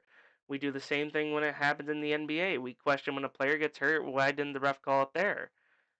I mean, there's just officiating needs to be held at a higher standard to not only protect the players but also protect uh, the teams in general. And yet it just seems like officiating has just gone a completely different way where the officiating thinks that they're more powerful than the league itself. Which, by the way, we heard that Major League Baseball was implementing robot referees and what we've been hearing, or robot umps here soon. It's going to be next season or so, I believe. It's a smart move. I'd rather have the robot umps than the goddamn regular umps. Jesus Yeah, Christ. yeah, I know. For example, Angel Hernandez, the worst umpire in this fucking league. Fuck him. But anyway, getting back to the WNBA, like I said, if the Lynx get sent home tonight, I'm telling you it's going to be because of the officiating, and I'm going to tell you it's because of the motive that was behind that. I'm going to say the Lynx still come out with a win, but I mean, to me, it's just bullshit with how you can eject a head coach just for sticking up for her players. Like, I understand she shouldn't have rushed the court. That I completely agree with.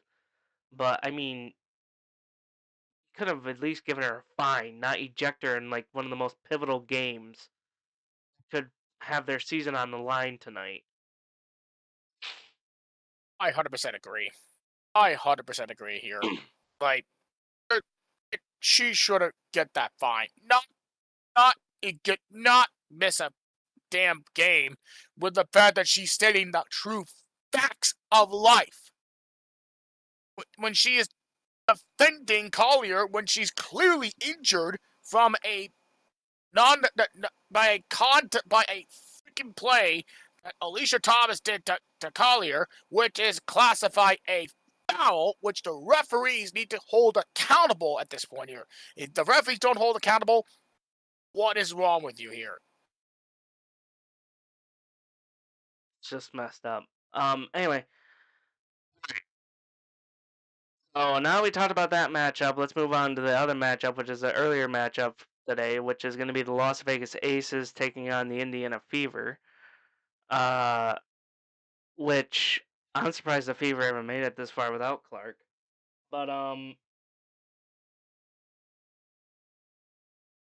think that this is going to be a good game tonight. Honestly, I could see the Fever tying up this matchup, and it's going to go to a pivotal game 5. To be honest, I do see that. And I'm surprised how Indiana is doing well without Clark. Especially you got to lay up Boston is going to be on the helm. So I do see a close game there. I think Indiana's going to win this. And they're going to a pivotal game 5 here. They're going up against the MVP Aja Wilson, which, I mean, the fact that they were able to hold her down for most of the series has been impressive, considering the fact that she's had an incredible season.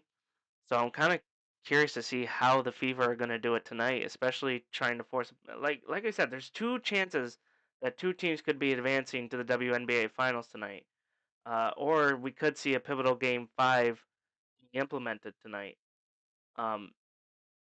So for me, I have the Fever.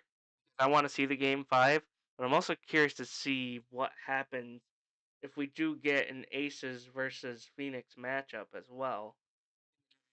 Finals, which sadly I feel like that's where it's going. Because let's face it, I would love to see the Fever take on the Lynx. I feel like that would be the more interesting matchup, but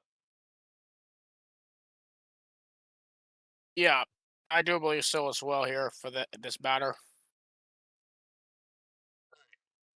We're going to take one more commercial break. When we come back, we have Around the Diamond, where we're going to check in on MLB standings, the playoff picture is getting close, and how one New York team is in, the other New York team is fighting for its life. We'll talk about that up here in just a little bit. So stay with us live right here on beatdown Radio, #1 Syracuse Sports Radio, right here on YouTube.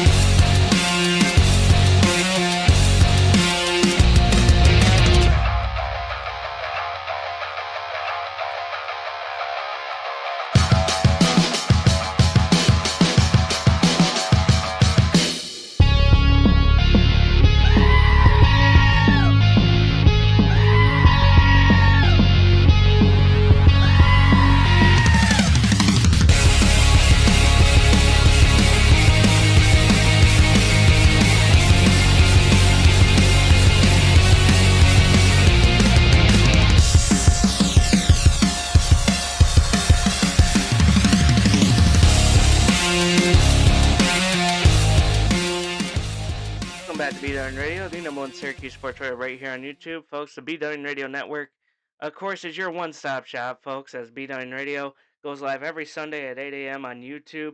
B-Side Radio goes live every Monday and Tuesday at 7 a.m. on Station Head, and of course, the Wrestle Arc Podcast, beatdown Radio Network's premier wrestling podcast, goes live every Thursday at 6:15 p.m. Eastern Time on YouTube as well. You guys can follow our social media pages, check out our other channels as well, and also check out tpublic.com, which is home to the beatdown Radio merch store. Anyway, Noble, before we get into On the Diamond, did you want to hear a little interesting fact? Sure. Go ahead. This actually came across my Facebook today. I couldn't believe when I read this because this took place yesterday. Want to hear about the strangest win in NFL history, Noble? Now, what is the strangest win in NFL history? So get this. In 1942, September 27th, which was yesterday, two NFC East rivals, the New York Giants and the Washington Redskins, which is what they were called at the time. Don't jump down my throat, Commanders. What they were called. Fight me. Anyway, New York Giants beat the Washington Redskins 14-7. Game. Are you ready for this, Noble? Without getting a first down. What? It's true. The Giants had 26 rushes for just 1 yard. Their only completion was a 50-yard touchdown pass. Touchdowns weren't counted as first downs at the time. Defense scored a 66-yard pick six, making the Giants the only NFL team to win with 0 first downs in NFL history. Jesus. Saw this and I was like, well, we can't even get a win with a fucking first down, even if we tried. Well, Jesus Christ. Ah, jeez. It's tough being a Giants fan. Yeah, we can win without getting a first down. Yeah, we can't win even by getting 2 first downs. Jesus Christ. Anyway, Jesus Christ. Yeah. Gotta love the facts. Gotta love them. Anyway, let's check out the MLB standings in our Around the Diamond segment, folks. Around the Diamond, of course, is brought to you guys by our friends at W Energy. You guys can check them out at WEnergy.com or in the description below. So let's check in on the American League East at the moment, folks, as 3 teams have clinched playoff spots there, as the Toronto Blue Jays, the New York Yankees, and the Boston Red Sox have officially clinched playoff spots. The New York Yankees, of course, went on a 7-game win streak and went 9-1 in their last 10 games to clinch a playoff spot. Meanwhile, checking in on the National League East, the New York Mets are fighting to keep their playoff hopes alive as they are in competition with the Cincinnati Reds to clinch the final playoff spot. According to sources, that if the Cincinnati Reds I believe if the Cincinnati Reds win tonight and the Mets lose, then it's over. The Mets season is over tonight. But the Mets are fighting to keep themselves alive. They just need the Cincinnati Reds to lose either 1 or 2 games, and they're in it. But, I mean, anything can happen there. Noble, my friend. Yes. Let's talk about the bottom of the barrel here, which is the top 3 worst teams in Major League Baseball. Would you like to take a guess as to who number 1 is? Colorado Rockies. No damn surprise. Congratulations. 43 wins under 18 losses. By the way, congratulations, Rockies. You guys also hold this week's longest losing streak, as you guys have lost 5 in a row, and you've gone 2-8 in your last 10 games. Congratulations. Um, the Yankees actually have the longest winning streak right now with 7 wins. Right behind them is the Dodgers with 4. All right. So Noble, let's talk baseball. Let's talk baseball. I'm gonna give Yep. you the list of teams that are currently in the playoffs as of right now. You got the Brewers, the Phillies, the Blue Jays, Yankees, the Dodgers, the Cubs, Mariners, Padres, the Red Sox, Guardians, the Tigers. So those teams that are currently in the playoffs right now, which team do you think has the most momentum heading into postseason?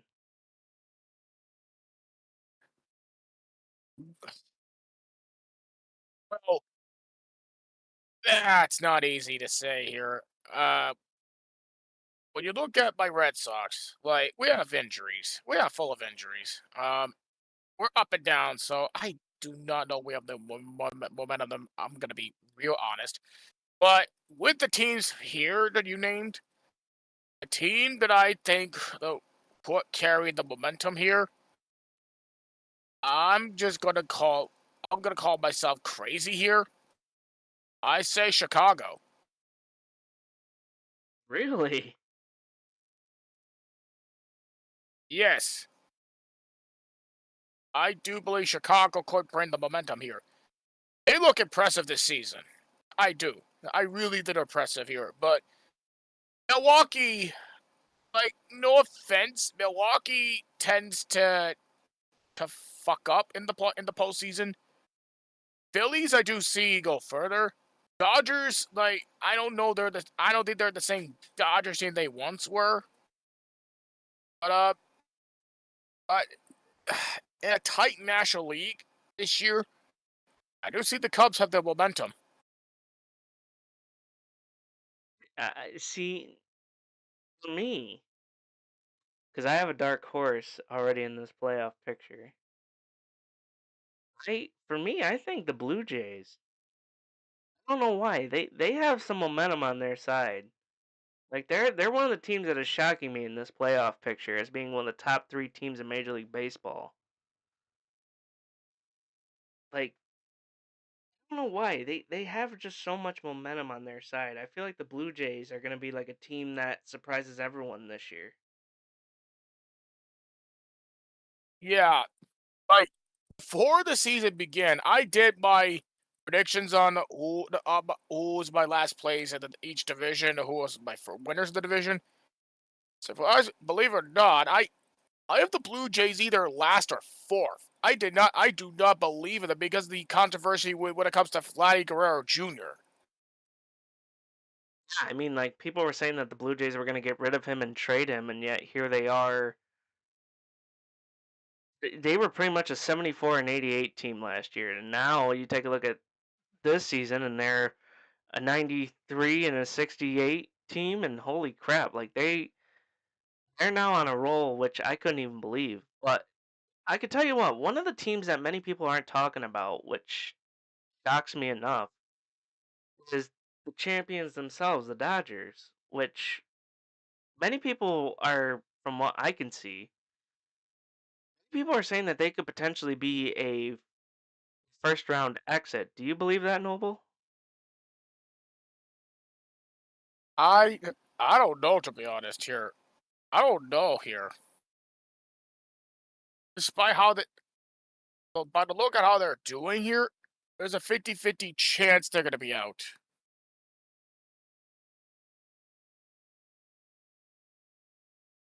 By the way, Peyton just gave us an update. He says for the Reds they need a win or a Mets loss. For the Mets, they need a win they need a Mets win and the Cincinnati to lose. So Cincinnati needs to lose tonight and the Mets win, and then they're in. But if the Reds win, then they're in. Or if the Mets lose, then they're in. Yeah. Shit. But they play.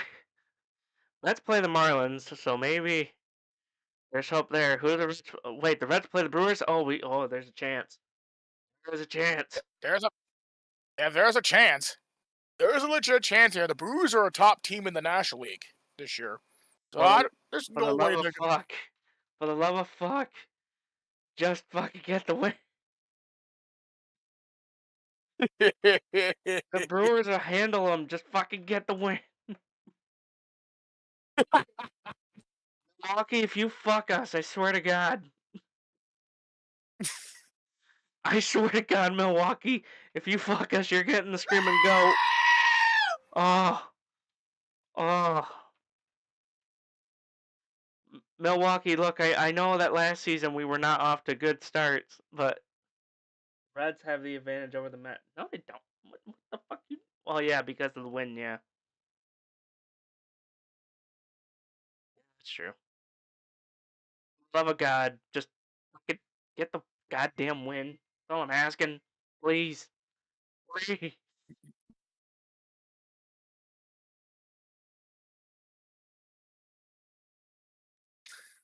honestly, please, honestly, please, please, nah, what I say, please, freaking Brewers, please beat the damn Reds.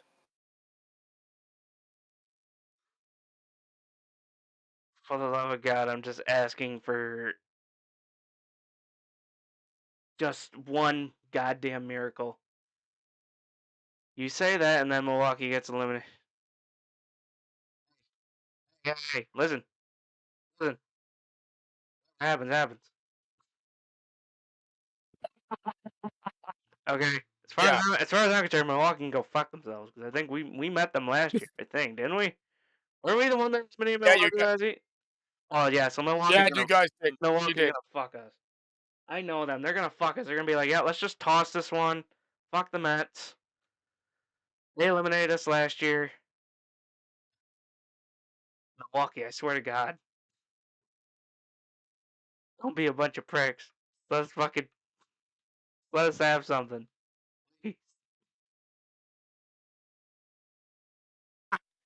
Yeah. Oh God, I hate baseball now. You motherfucker. Jesus Christ. Wasn't there something big that happened in baseball this week, which is why everyone was freaking out? Didn't something big happen? Let me see here. Kind of looking. I'm not. Oh, the Ash. Oh. We gotta talk about that. Yeah, Oh, oh yeah. yeah. The I, Astros. You guys ain't banging the trash cans now, are ya? Bastards. yep. Astros are eliminated for the postseason, which most of the baseball world definitely be happy with that. Actually, do you want to hear Noble? Do you want to hear the most middle finger stat of all time? Go ahead. The Astros that have a 68-75 record are eliminated. Meanwhile, the Reds and the Mets that have an 83-78 record have a chance of making the playoffs. Ah, So Peyton, there's one that. Oh yeah, that too. he said AL East. Peyton, wrong division, my friend. Oh wait, yeah, they're in the West. Yeah, they're in the West, Peyton, not the East. But still, Wrong division, my friend. judgment. I mean, he got it right that they actually won the division, but not the not the division. What the fuck am I saying? They're wait, is it division or comp? I don't even know. I don't get motherfucker.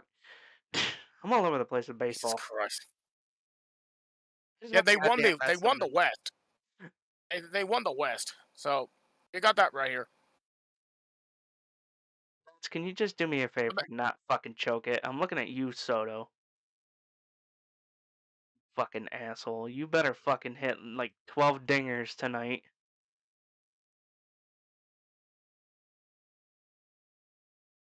Oh Well, they no. better not choke. Alonzo, I better see some fucking home runs. Lindor, you better fucking step up. Swear to God. I'm gonna lose if these fucking assholes fucking choke. Yeah, I know. I'm also gonna lose if the fucking Brewers just give Cincinnati. Listen, Milwaukee, I'm telling you right now, I will pray that Giannis Antetokounmpo fucking leaves Milwaukee. Okay, that way you guys have nothing, no more hope. Okay, hoping you guys get your asses kicked is what I'm hoping. I swear to God, if you guys fuck us, I swear to God that the Cubs fucking beat your fucking asses. That's what I'll hope for. Yeah. Knowing them, they would fuck us. They'd be like, "Oh, you guys eliminated us last year, so we'll just give them the fucking win."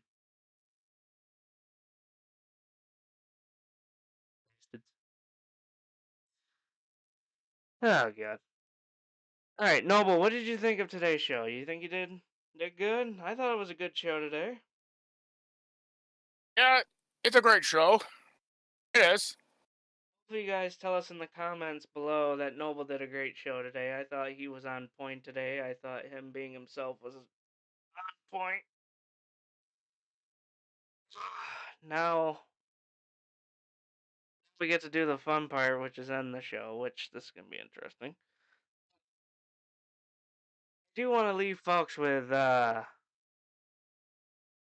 on. I did have something pulled up here and now I lost it. Son of a bitch. What the fuck is it? Oh. So Noble, I have today in sports history. This is kind of a new thing that I kind of want to bring back because I thought that this was fun other than the New York Giants thing from yesterday. I do have some more stuff. So Noble, do you All want right, me to do it? go ahead. Alright, so here's an interesting sports fact. In 1919, the fastest Major League game ever, ranging 51 minutes, Giants beat the Phillies 6-1. Okay, then. Oh my God. Okay, I don't think you want me to read this one, but in 1923, the New York Yankees overwhelmed the Boston Red Sox 24-4. Fought them Yankees. Anyway. I had a feeling that was going. In 1930, Lou Gehrig's errorless streak came to an end at 885 consecutive games.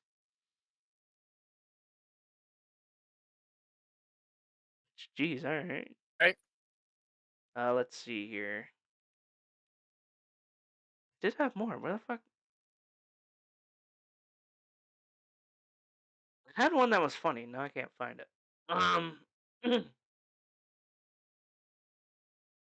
Probably should stop talking because my throat has been killing me the past couple days, but I don't care. I'll talk until my throat is gone. Let's see here. Um,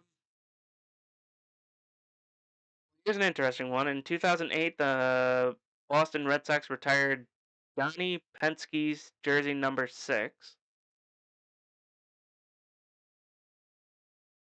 All right.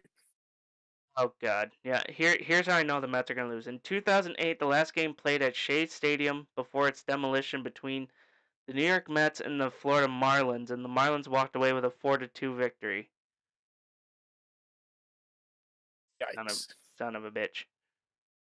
And then here's the last one. In 2018, soccer star Cristiano Ronaldo is accused of. Okay, yep, no, never mind. We're gonna avoid that one.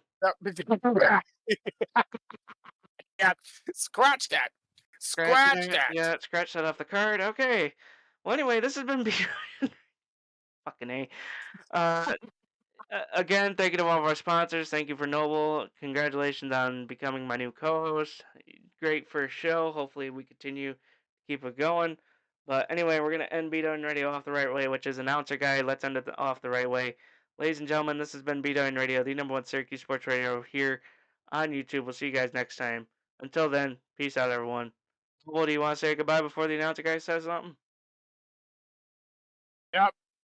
Thank you for having me, your host. See you the next one. Peace. Peace, everyone. We'll see you guys next time. Later. What a perfect ending to a historic day! I said I'll pick you up at the end.